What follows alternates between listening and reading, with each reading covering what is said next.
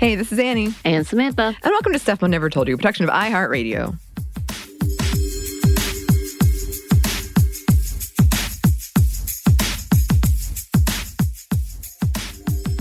And today we have a Feminist Movie Friday that we have been hinting at for a while. Yeah. Because we wanted to do something for Hispanic Heritage Month, but also a horror movie. And so there were like 4 options. It was like, Samantha, pick one. And I didn't. You said that. You just sent me this option. I would like it to be said. No, I could bring up the email right now. Did you? I sent 4 options. I'm going to fight you on this. Here we go. Keep going. Well, clearly there's some tension because she was very mad at me about this. So if you want to give your little content warning before we get into it. Yes, I will. Let me go ahead because I was like, let me do this for you because I feel like the audience members need to know that there's a huge content warning that I was not given. And me trying to finally be ahead on the job, went ahead and watched this movie.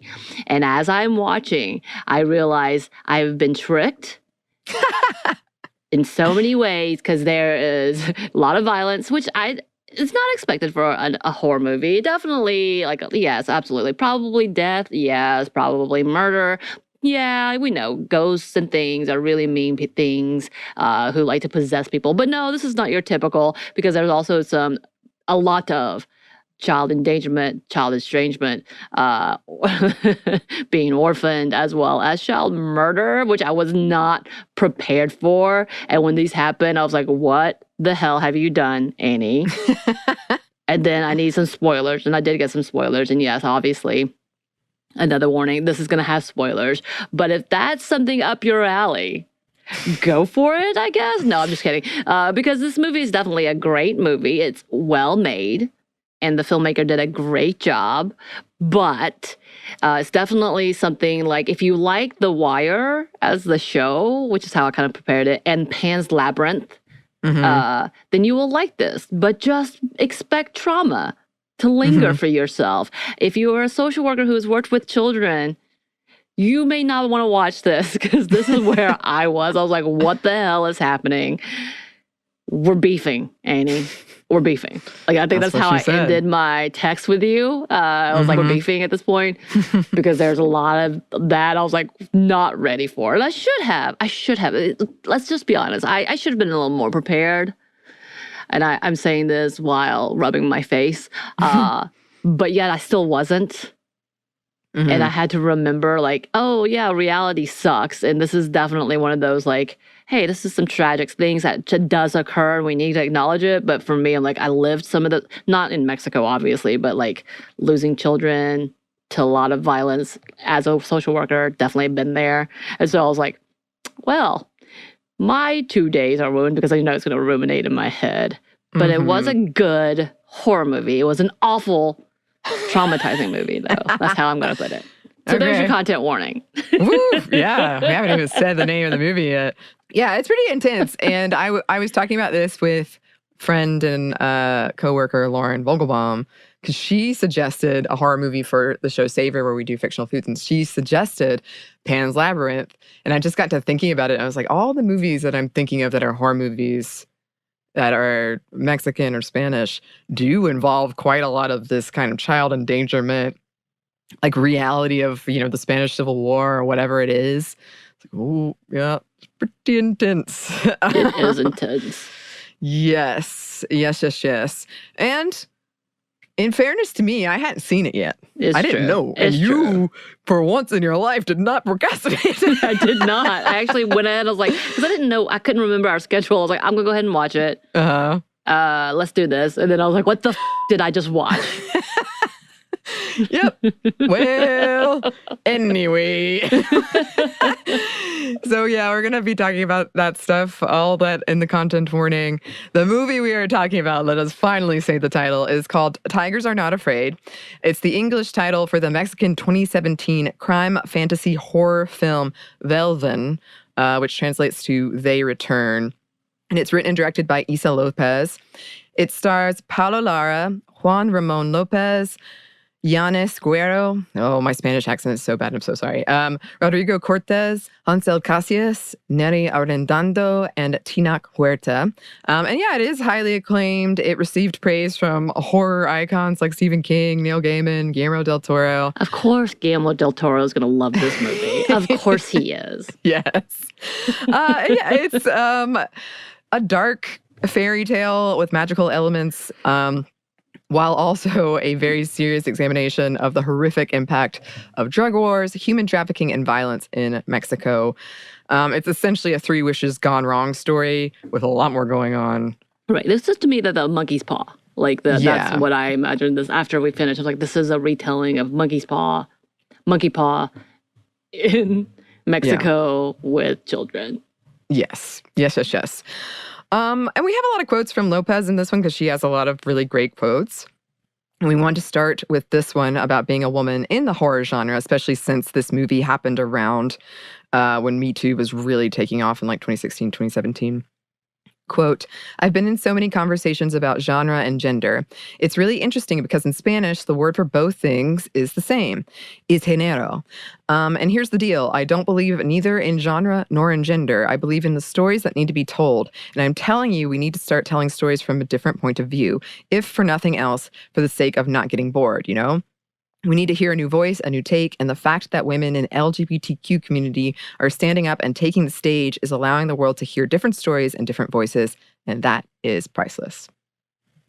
Yeah. Yeah. And yeah, this definitely is a different perspective. Having the perspective just straight from the kids, because typically these types of movies, you see it from the mother's perspective, especially when it comes to like dreading whatever's happening to your child or trying to protect your child or trying to get justice for the child is usually from the mother or parent perspective. So it was interesting to have it straight from a child perspective. Yeah. And we're going to talk about that more in the themes.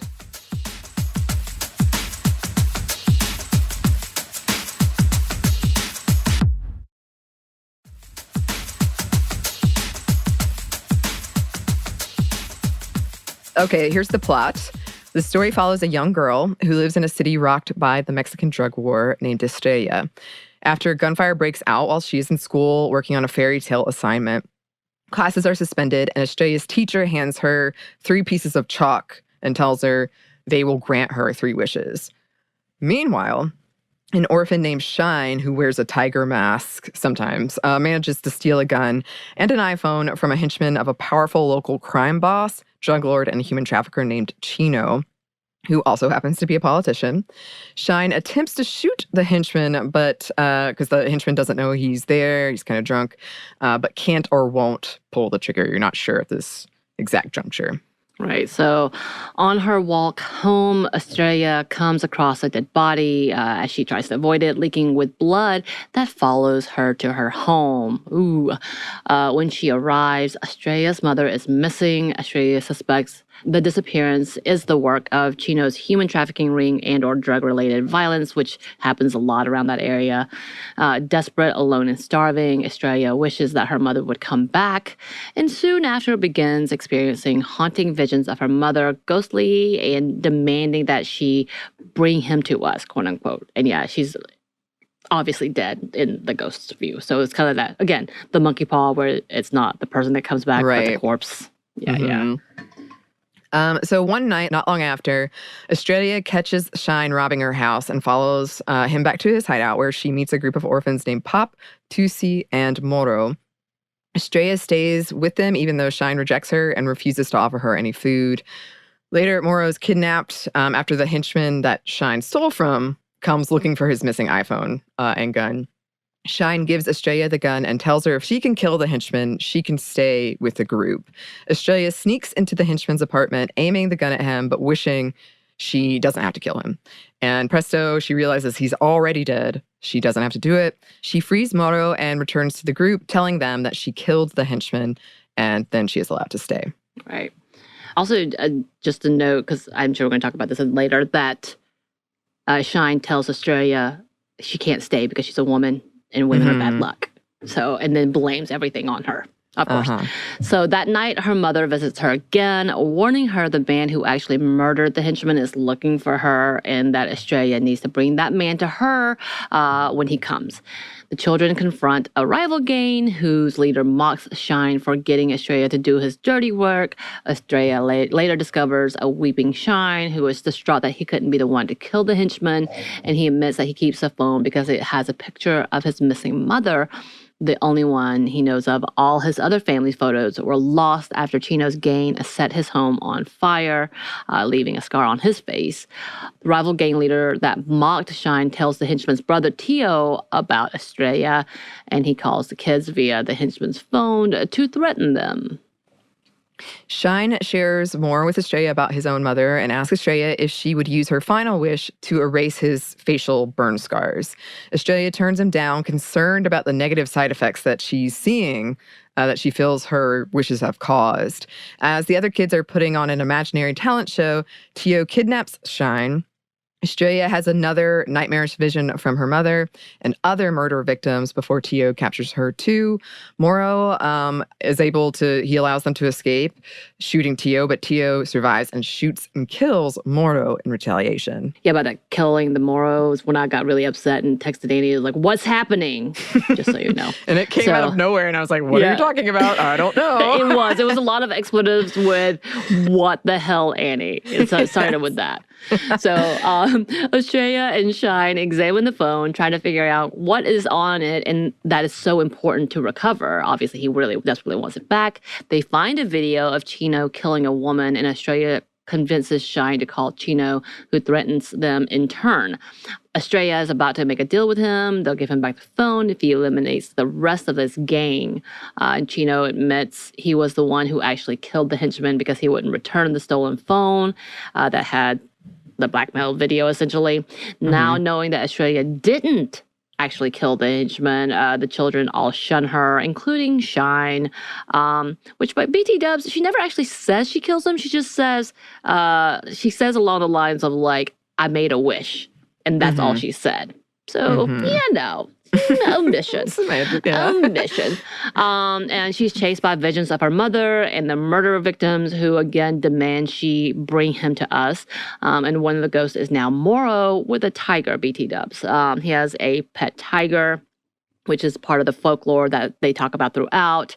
That is also Shine continues to do that, painting all over with the tale that the fact that tigers aren't afraid, they just are.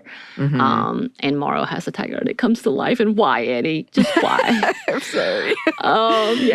But Moro tells her to find the group. Meanwhile, Pop and Tusi steal the phone from Shine, show the murder footage to two cops, thinking they're going to fix it. The cops dismiss it and realize, even though they this is Chino, and just pretty much to run away, like by driving away from the kids. Like, hell nah.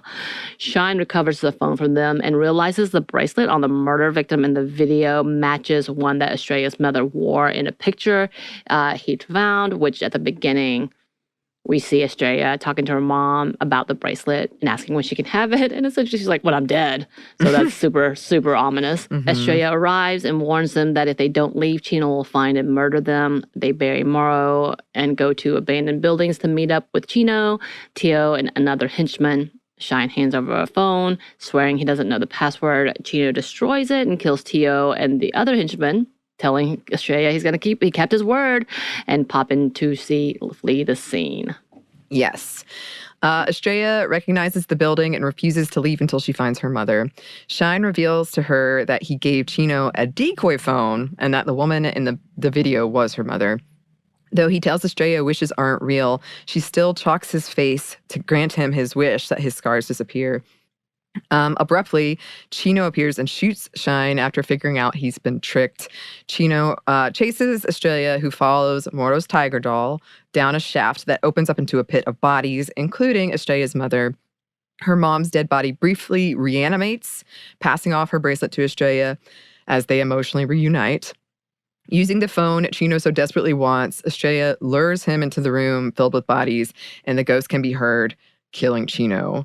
Later, Estrella runs into Shine's ghost, and the two say goodbye. He lights the room of bodies on fire, and as she leaves, Estrella runs into a tiger that escaped the zoo. Right.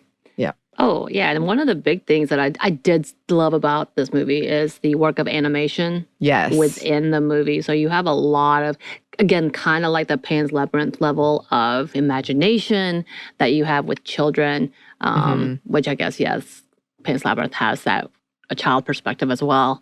But it works perfectly into them trying to be grown at the same time still being children. So it was interesting to see, especially with like Morrow's character, which I'm still devastated by, and his stuffed tiger. When he's the ghost, he speaks for the first time, but the tiger also comes to life and assists throughout the thing as well. But it was interesting. I did think that was beautiful. Did I hate it? Yes. But was it beautiful? Yes. Yeah, the animation is really, really beautiful. So essentially, like, for instance, when Shine is painting the tigers on the wall, they'll move. And it's really, really cool to see. So themes-wise, I think one of the big ones in this is searching for the ghost of parents, or just kind of that. We've talked about that before, how in horror movies that grief or loss is often used as sort of like a ghost. And in this movie, it was particularly, yes, it is a ghost. I mean, part of that also has to do with the fact that she didn't know exactly what happened to her mother. Like, there was still that faint of hope that perhaps she'll come back. And then, like, for the first 2 days, she really believed maybe she would. And she was just gone. She was in denial about it. And then as she realized, okay, this is not happening, she's gone. And to the point that Shine has to scream in her face, she's dead. She's dead. Like, that's pretty much the level. But like, yeah, when you have an uncertainty, they just disappear. Yeah. You're kind of haunted by what is there. But there was that level, but also that haunting, trying to know the truth is even worse. Yeah. So seemingly. No, for sure. Because when I was watching it, I was like, maybe she's still alive, maybe not, I don't know. And then when she made the wish and she came back, it's like a pretty, obviously a ghost who has been through some things. I was like, oh, okay. She's not coming back. Yeah. Yeah. And I want to include this quote because Lopez has talked about this.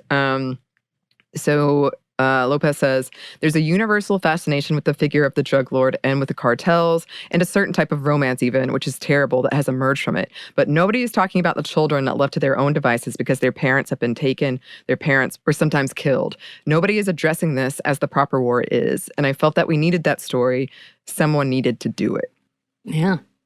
Yeah. So as you said, it was really seeing it from the children's perspective.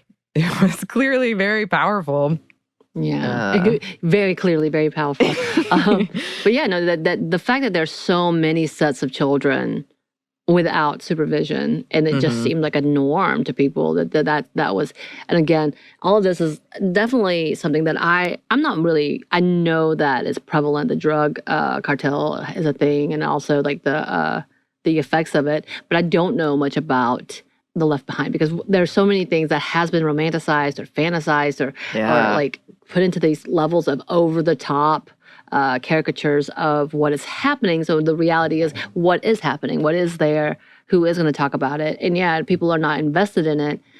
They don't know much. And unfortunately, that's these are things that we should know about. And as much as I hate this movie, it does bring a lot to that, in realizing there's a lot to be said about what is happening in those countries, in the specific areas. And these are very specific areas, because we know it's not all of Mexico. This is what it looks at, and who is being displaced. And that's that big conversation, is who is actually helping.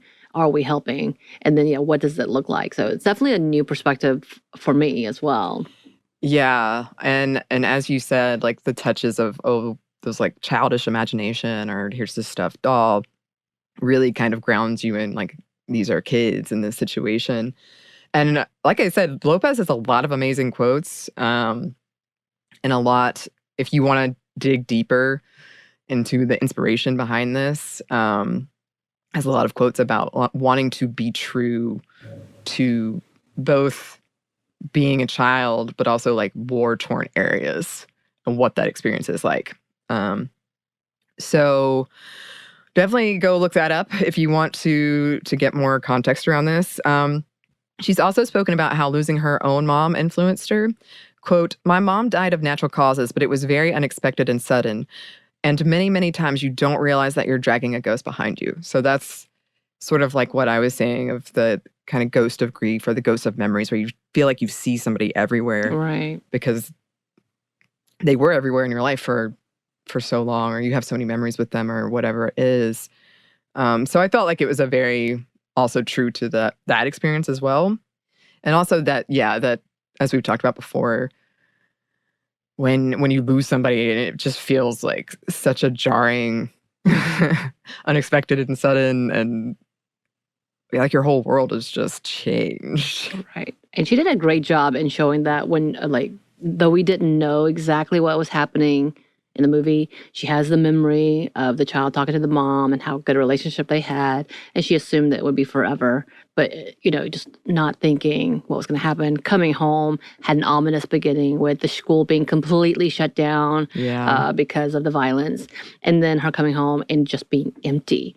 And so they did a good job. Like, no lights would be on, and like she'd be in the shadows in the daytime, an empty home. Like, it was very apparent that she was in an empty house, except for the ghosts.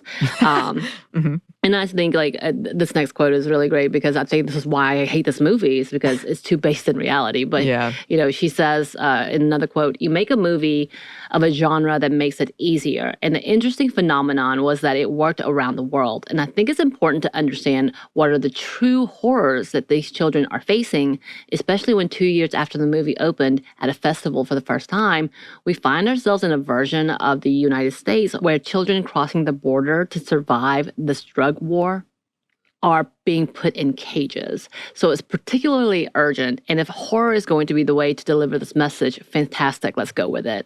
And yeah, she did it. And like I said, I think this is why movies like this upset me to this degree, being in a field that not that you can't, people who hopefully have a heart will understand this is more than just a genre. But coming into knowing the realities that this exists, coming into knowing working with children and losing children because they're caught up in a lifestyle that they think they're surviving in or trying to survive by, and then get swept away, essentially, and forgotten. Because that's what happens, unfortunately, with the systems, with kids who are already placed in society as expendable. And I say this, and this is what I've seen in the system, and this is what broke me. It broke me, y'all. That movies like this is a reminder of that, and that's what she's doing, and I love that. I love that she's doing it. Still hate it, though. I think there could be a game to this one of all of your like little every time, but I hate it. Everybody's drinking every time I say those words. Yes.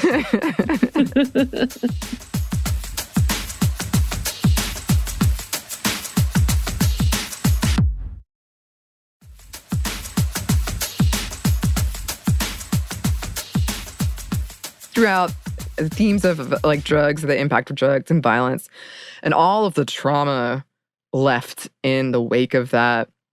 The death of the mother obviously hangs over all of this too, but trauma for sure, because, for instance, that blood, we didn't really talk about this too much, but when the blood follows her home, it's like a trail that follows her. Mm-hmm. And I thought that was pretty symbolic of, this trauma that follows you and you can't. It's just always there. So there's a lot. I mean, oh gosh, we could unpack so much about that and the trauma that's depicted in this movie, because it's pretty at the heart of it. Right. Yeah. I think it was the same thing, obviously, as it begins with the story. And we know with any fairy tale, when you know the actual fairy tale, the beginnings, you're like, oh, that is not a happy ending. This is not a good tale. This is all foreboding. We know that's how they begin, including with the 3 wishes and the teacher trying to, liven them up. And then they're all on the ground because the shooting occurs and they're still talking about it. Like, the teacher tried to make a distraction, but in actuality, that blood, the tragedy, the violence still follows, and you cannot escape it. Which is for her. And we see this as a cycle, whether it is something like that, or women who've been caught up in abuse and women who've been caught up in violence.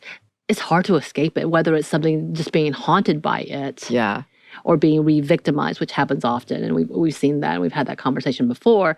And that's that deeper level of like, it's just following and it stings. Yeah. Yeah.